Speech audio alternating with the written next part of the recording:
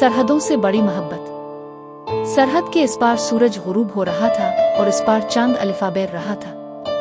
दरमियान में एक ऐसी लकीर थी जिसे इंसानों ने खींचा था मगर दिलों ने कभी कबूल न किया। उसी लकीर के दो किनारों पर दो दिल धड़क रहे थे, एक हिंदुस्तान में एक पाकिस्तान में। इंडिया के शहर लखनऊ में रहने वाली आलिया शर्मा एक हसास दिल लड़की थी। उर्दू अदब इसकी रूह था और शायरी उसकी सांस।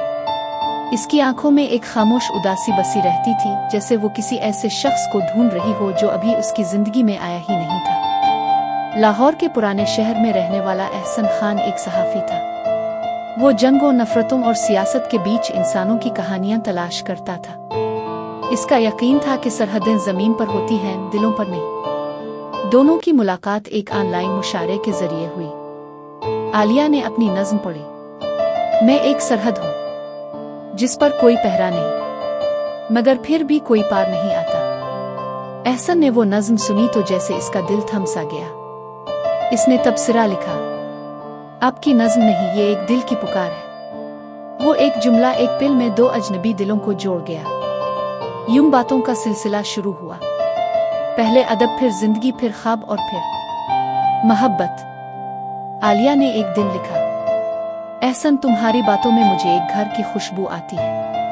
एहसन ने जवाब दिया, आलिया तुम्हारी आवाज में मुझे अमन सुनाई देता है।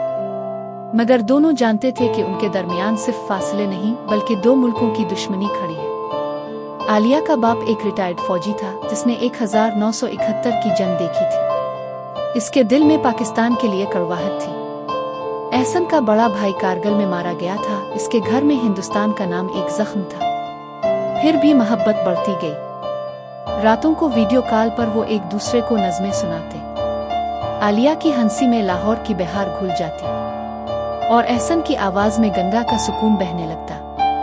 एक दिन एहसन ने कहा, आलिया अगर सरहद ना होती तो मैं तुम्हारे दरवाजे पर होता। आलिया की आंखों में आंसू आ गए और मैं तुम्हें चाय पिलाती जैसे कोई अपना हो। मगर सरहद थी, वीज़े थे, शुकूक थे, नफरतें थीं।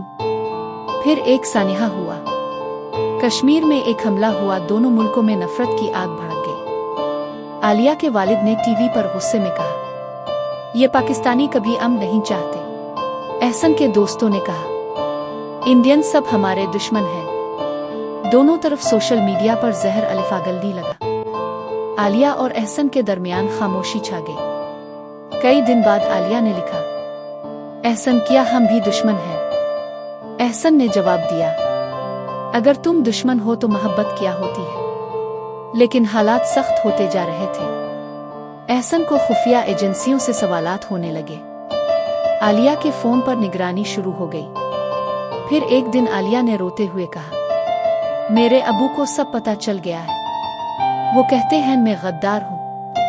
एहसन की आवाज कांप गई, और मेरे लिए तुम दुश्मन मुख की लड़की हो। कुछ लम्हे खामोशी रही, फिर आलिया ने कहा, मगर दिल तो हमारा है ना? एहसन ने धीरे से कहा, हाँ, और शायद यही हमारा जुर्म है।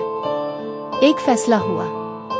वो दोनों नेपाल में मिलने वाले थे क्योंकि वहां वीजा आसान था। महीनों की तैयारी, खौफ, उम्मीद। आलिया पहली बार सरहद पार जा रही थी। एहसन पहली बार अपने मुख से बाहर। जब वो काठमांडू के एक छोटे से कैफे में आमने सामने बैठे तो दोनों की आंखों में आंसू थे। तुम हकीकत हो, आलिया ने कांपती आवाज में कहा, और तुम मेरी दुआ।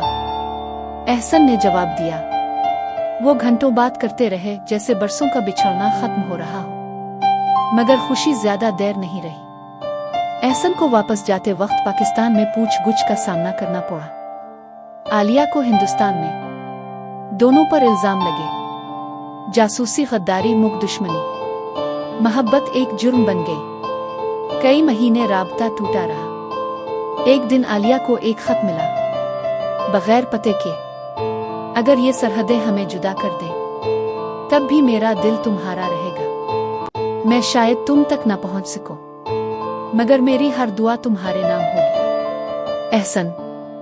आलिया ने वो खत सीने से लगा लिया और पहली बार इसे यकीन हुआ कि मोहब्बत वाकई सरहदों से बड़ी होती है। साल गुजर गए। दोनों ने शादियां नहीं की, जिंदगी आगे बढ़ी मगर दिल वहीं रुक गए। एक दिन दिल्ली में अमन कॉन्फ्रेंस हुई।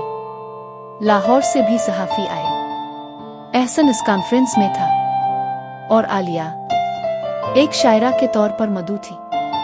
हाल में दोनों की नजरें टकराईं। वक्त रुक गया।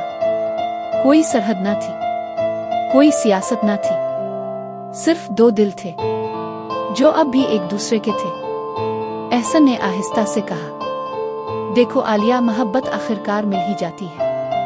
आलिया ने आंसुओं में मुस्कुरा कर जवाब दिया, हाँ, सरहदें हार गईं।